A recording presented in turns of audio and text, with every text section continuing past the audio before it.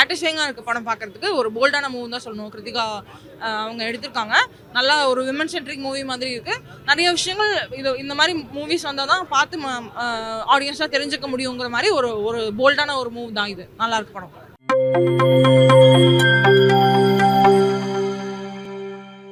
தமிழில் வந்து வெறும் வெட்டுக்குத்து கொலைன்னு இருக்கிற இந்த நேரத்தில் ஒரு ஏஆர் ரஹ்மான் மியூசிக்கில் ஒரு ஃபீல் குட் மூவிங்கிறதே ஒரு ஆச்சரியமான விஷயம்தான்.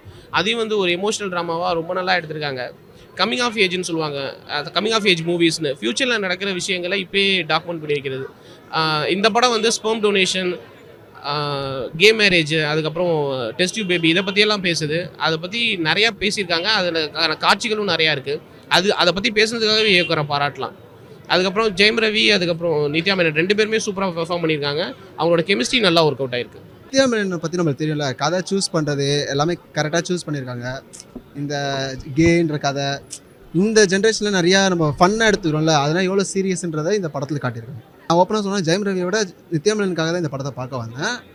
எல்லாருமே நல்லா நடிச்சிருக்காங்க. ஜெயம் ரவிலேருந்து எல்லாருமே ஒரு ஜெயம் ரவி நம்ம அந்த இடத்துல இருக்கும்போது ஒரு ஹீரோயினுக்கு அவ்வளோ ஃபேஸ் கொடுத்து நடிக்கிறதுன்றது இந்த காலத்தில் கஷ்டம் தானே. இப்போ எவ்வளோ பெரிய படமாக இருந்தாலும் ஹீரோயினா வாமா மின்னல்ன்ற ரோலில் தான் நடிக்கிறாங்க.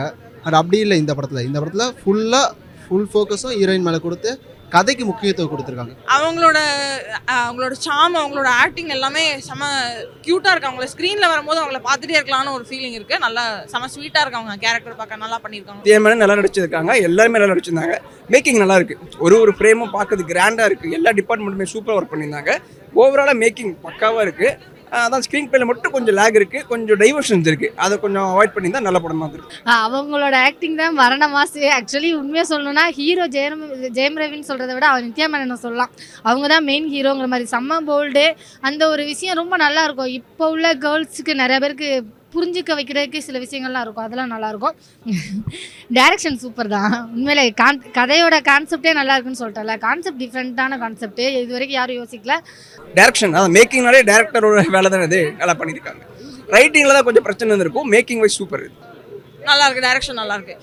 இந்த காலத்தில் வர தமிழ் சினிமா டைரக்டர்ஸ் மற்ற டைரக்டர்ஸை கம்பேர் பண்ணும்போது ஆஸ் எ உமன் டைரக்டராக இவங்க வந்து சூப்பராக பண்ணியிருக்காங்க, தரமாக பண்ணியிருக்காங்க. இந்த இடத்துலையுமே என்னால் வந்து பர்டிகுலர்லி டைரக்ஷன் அளவில் வந்து எந்த விதமான தப்பும் கண்டுபிடிக்க முடியல.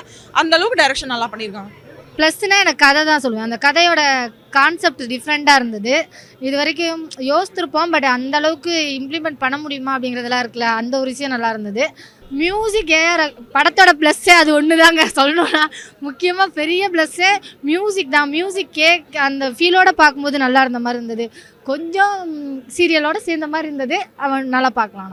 சூப்பராக இருக்குது, செமையாக இருக்குது. அந்த கடைசி சாங்க்கு வந்து எல்லாருமே இன்னும் அந்த கடைசி சாங் முடிகிற வரைக்குமே, நான் வெளியே வர வரைக்குமே உட்காந்து எல்லாருமே அந்த பாட்டை வந்து என்ஜாய் பண்ணி பார்த்துட்டு தான் இருந்தாங்க. பார்க்கலாம். எல்லாருமே ஃபேமிலி ஆடியன்ஸ் எல்லாருமே வந்து பார்க்கலாம். சாட்டிஸ்ஃபைங்காக இருக்குது. குட் பக்கா படம் ஃபுல்லாக பிஜிஎம் வந்துகிட்டே இருக்கும். பிஜிஎம் நல்லா என்ஜாயபிளாக இருக்குது. ஒரு சில சீன்லாம் பிஜிஎம் இல்லைனா அது காமெடியானே நமக்கு தெரியாது. பிஜிஎம்மே வந்து காமெடி பண்ணிட்டுலாம் போகிற அளவுக்கு இருக்குது. அந்த ஒரு பாட்டு தான் படத்தோட ஹைலைட்டு. அது பிளேஸ் ஆன விதம் கரெக்டாக இருந்துச்சு. சூப்பராக ஒர்க் அவுட் ஆயிருந்த அந்த பாட்டும் நல்லா இருந்துச்சு. பிஜிஎம் ஜெயம் ரவி சார் நல்லா நடிச்சிருக்காரு. அவங்களோட பெட்டராக சூப்பராக நித்யா மேனன் நடிச்சிருக்காங்க. ஒரு ஸ்டெப் ஹெட். ஏன்னா படம் ஃபுல்லாக அவங்க தான் வராங்க. செகண்டாக வந்து ஜெயம் ரவி சார் நல்லா நடிச்சிருக்கு. பட் அவங்களோட ஆக்டிங் ஒன்றும் பெட்டராக இருக்குது. ஃபிலிமாக இந்த ஹோல் பொங்கலுக்கு வந்து ஃபேமிலி என்டர்டெய்னராக வந்திருக்கு. ஸோ கண்டிப்பாக டெஃபினட்டாக ஃபேமிலியாக வந்து பார்க்கலாம். ஸோ அதே மாதிரி வந்து ஒரு யோகி பாபு ஃபஸ்ட்டு ஒரு ½ hour தான் வராரு. அவர் வர போர்ஷன் எல்லாமே காமெடி நல்லா ஒர்க் அவுட் ஆயிருக்கு. செம்மையாக இருக்குது. அது சாங்ஸும் சரி, பிஜிஎம்மும் சரி, அந்த ஃபீல் குட்டை வந்து இன்னும் கொஞ்சம் என்ஹான்ஸ் பண்ணியிருக்கு. சமூகத்தில் சாதாரணமாக பேசுகிற கூச்சப்படுற விஷயங்களே வந்து அவங்க ஒரு படமாக டைரக்ட் பண்ணியிருக்காங்கன்னு நினைக்கும் போதே ஆச்சரியமாக இருக்குது. அந்த போல்ட்னஸ்க்காகவே அவங்கள பாராட்டலாம். அவங்களோட டைரக்ஷன்லையும் நிறைய மெச்சூரிட்டி தெரியுது. ஒரு ஃபேமிலி ஆடியன்ஸ்க்கான படமாக இருக்குமா அப்படிங்கிற கொஷின் எல்லாருமே கேட்டுட்டு இருந்தாங்க. ஸோ அந்த மாதிரியான கொஷினுக்கு டெஃபினட்டாக வந்து ஃபேமிலியாக ஆடியன்ஸாக வந்து பார்க்கலாம். அதில் எந்த டவுட்டுமே கிடையாது. ஏஆர் ரஹ்மான் சார் பொறுத்த வரைக்கும் பயங்கரமான பேக்ரவுண்ட் மியூசிக் கம்போஸ் பண்ணியிருந்தார். ஸோ ரொம்ப ரெஃப்ரெஷிங்காக இருந்துச்சு ஆஃப்டர் லாங் டைம் இந்த மாதிரி ஒரு படம் பார்க்குறது. டெஃபினட்டாக ஒர்க் அவுட் ஆயிருச்சு. எல்லாமே வந்து நல்லா இருந்துச்சு. த்ரூ அவுட் த ஃபிலிம் நான் என்ஜாய் பண்ணேன். இன் டர்ம்ஸ் ஆஃப் ஒரு ரவி மோகன் சார் ரியலைஸ் பண்ணுற ஒரு பாயிண்ட் சீன் இருக்கும். அது ரொம்பவே நல்லா இருந்தது.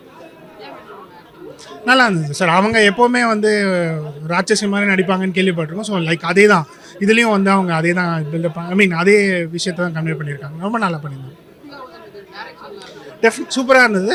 லைக் ஒரு புது ஸ்டோரி மாதிரி ஃபீல் ஆச்சு. லைக் எப்படி சொல்கிறது அப்படின்னா, நிறைய ஸ்டோரிஸ் இருக்கும் படத்துக்குள்ளே, நிறைய குட்டி குட்டி ஸ்டோரிஸ் இருக்கும். அதில் வந்து நிறைய விஷயங்களை அவங்க வந்து பாயிண்ட் அவுட் பண்ணி மேப் பண்ணி கடைசியில் முடிச்சது வந்து ரொம்பவே நல்லா இருக்கும்.